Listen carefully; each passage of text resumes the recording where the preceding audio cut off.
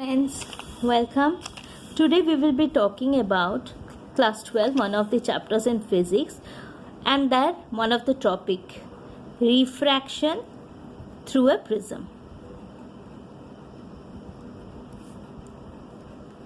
So, when I talk about refraction through a prism, first and foremost I need to draw a prism and see how the angles are.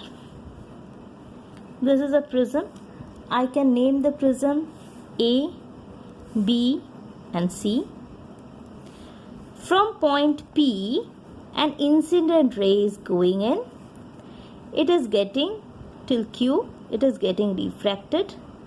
And it is exiting. The refracted angle is exiting to some S. Okay. From here, if you draw a perpendicular, from here you draw a perpendicular, this will meet at some point N, and these both, if you extend, will meet at some point M, and this angle is angle of deviation. This angle is angle of deviation denoted by delta. Okay. Now if you take the quadrilateral AQNR, it is a cyclic quadrilateral because see here this and this is 180 degree. So what is angle A plus angle N? Angle A plus angle N will be also equal to 180 degree. Right? And now if you take these particular, see, whenever it gets refracted, this angle is R1, this angle is R2. Okay. So if you take this particular triangle, in triangle QNR, so in triangle QNR, what is happening? R1 plus R2 plus angle N is equal to 180 degree. So if this is equation 1 and equation 2, from 1 and 2 what do we get?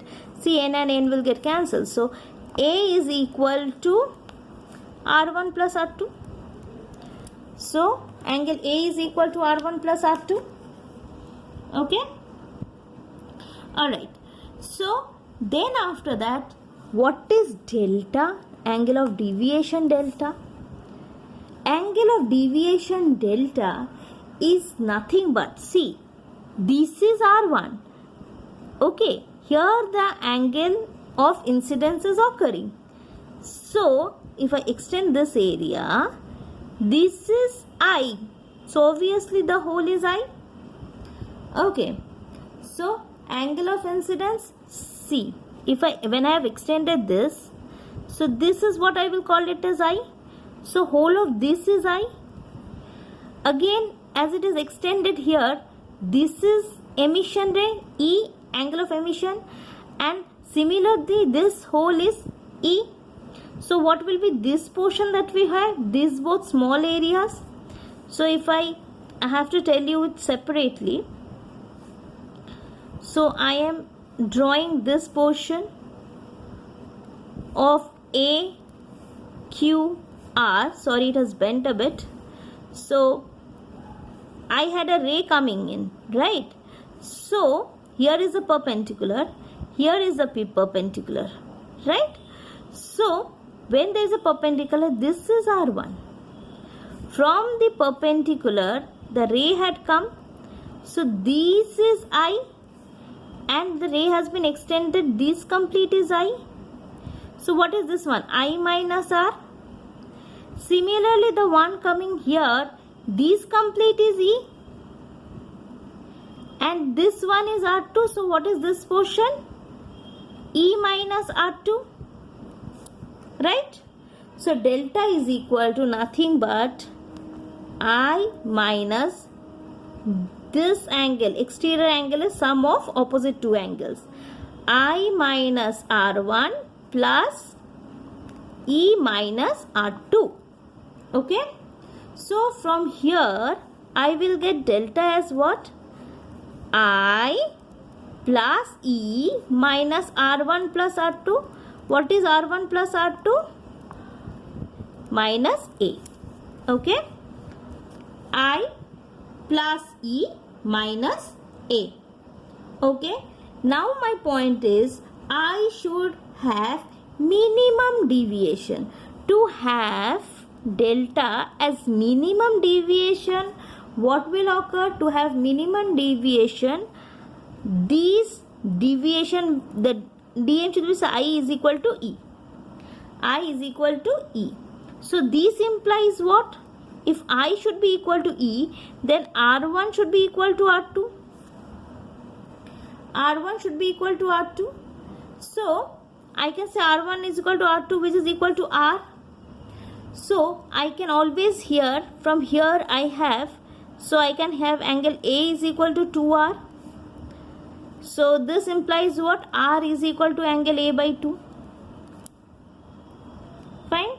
So when I have dm, so I am having minimum deviation dm, it is equal to I and E is equal to I.